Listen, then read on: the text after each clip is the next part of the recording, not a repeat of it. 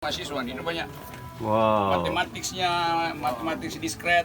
Matematik sama logika hubungannya Yes, apa itu. tuh? Karena dua-duanya Bang Hanif. ilmu deduktif namanya. Menarik kesimpulan berdasarkan hipotesis tanpa perlu tahu faktanya apa, nggak penting. Prinsipnya, many times we must reason without knowing whether our facts are true. Oke. But we do want our reasoning to be right. Oke. Kadang-kadang kita nggak tahu nih faktanya apa sih, tapi kan tetap kita mesti berpikir kan. Nah, logika itu menuntut kita untuk berpikir lurus. Itu pengantarnya lain kali kalian baca. Tapi minat ini yang penting gitu. Ada orang yang datang ke sini hanya untuk nyari sensasi, wawancara saya tuh. Oh, ini sensasinya sensasi pikiran itu. Coba kita mulai pelan-pelan ya, buat aktifkan kebiasaan ya. Coba kalian kasih saya problem dulu supaya Ayo semua. Kesempatan. Bang Hanif. itu ada penulis tuh, logic Mas Aryo. equals deductive reasoning. Nah, itu kalimat pertama tuh, logika artinya berpikir deduktif dari bagian yang dalilnya, lalu kita ikuti reasoningnya. Nah, lawan dari berpikir deduktif namanya berpikir induktif. Dari hal-hal yang empiris kita cari dalilnya tuh. Kalau logika, matematik ada dalilnya kita pegang lalu kita urai ke bawah tuh. Nanti soal teknis kita terangkan. Silakan pelan-pelan ya. Ya, travel itu nama kedua saya, Rocky Traveling Game. Oh, middle name. Middle name. Gitu. Nah, kalau kita traveling, saya bukan traveling, saya kan dia jalan-jalan kan. Biasanya jalan-jalannya selalu ke hutan atau ke gunung gitu. Dan itu artinya kalau kita ke hutan ke gunung kita pakai dua fasilitas gitu. Satu yang diberi oleh alam pada kita itu kepekaan. Karena kalau malam lampu senter habis itu. Lalu kita panik. Padahal sebetulnya kalau kita diam sedikit, cahaya bulan dan cahaya bintang itu cukup buat nerangi jalan setapak itu. Jadi biasa aja. Atau kadang-kala saya jalan itu terus tiba-tiba ada gini seperti ini, padahal saya nggak pakai lampu. Karena selalu ada komunikasi antara manusia dengan benda itu.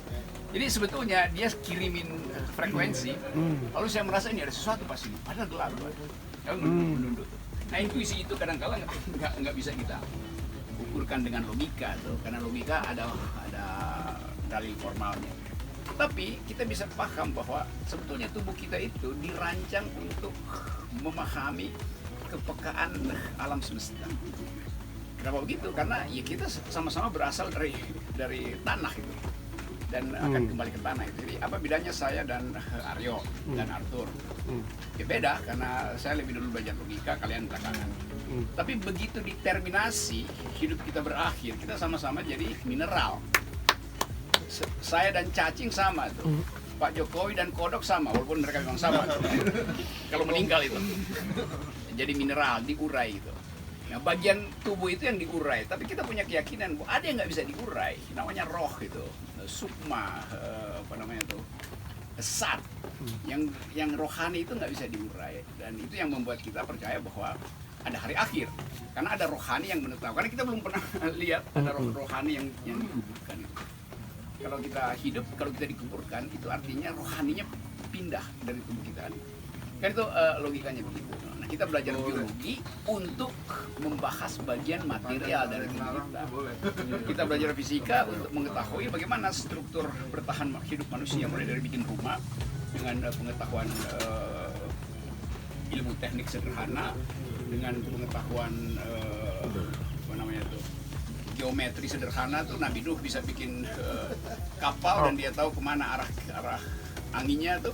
Nah, itu kan butuh reasoning, butuh kalkulasi di kepala. Jadi kepala kita itu adalah CPU.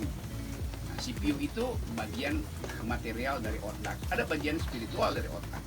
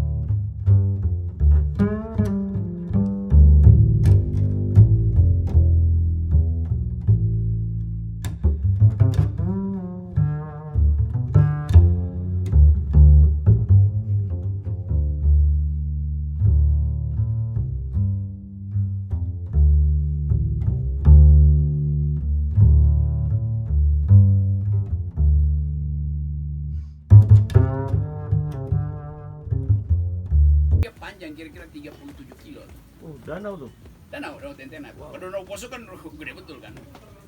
Nah, Danau Poso itu dia bentuknya kayak ember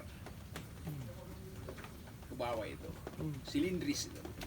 Danau Tentena dia begini bentuknya. Jadi bentuk piramida trapesium, bukan trapesium, apa namanya? V. Iya, V gitu ya.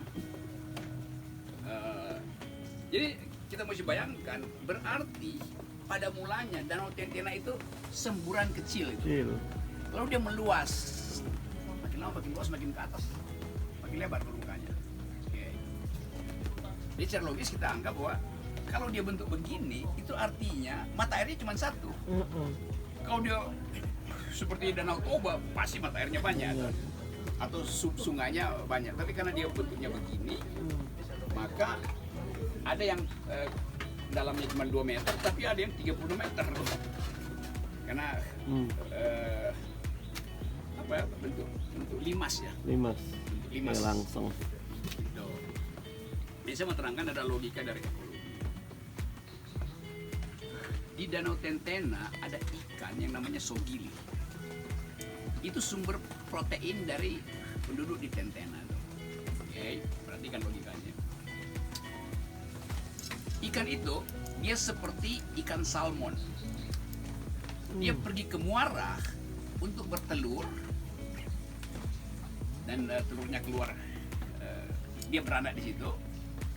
Lalu induknya tewas, meninggal. Lalu anak-anaknya ini naik ke atas lagi mengikuti arus sungai, melawan arus untuk sampai di Danau Tentena.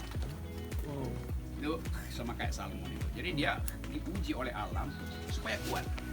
Itu poin pertama ya. Nah, sekarang kita lihat logikanya tuh. Danau itu kemudian dibendung oleh sebuah perusahaan micropower. Orang Jakarta punya, konglomerat, juga pernah jadi penguasa. Jadi aliran sungai dari danau perlu sungai supaya dia tiba ke laut, dibendung di tengah itu. Okay. Dengan asumsi atau dengan tujuan untuk menghasilkan sumber daya listrik. Sekarang kita lihat kasus pertama dulu nih. Begitu dibendung, anak-anak ikan tadi nggak bisa lagi naik ke atas karena dibendung. Ada turbin di situ. Akibatnya apa? Akibatnya penduduk kehabisan sumber protein. Padahal itu sumber protein yang bagus buat otak anak-anak. Pelukis besar yang bertemu kecil. Terima kasih ya.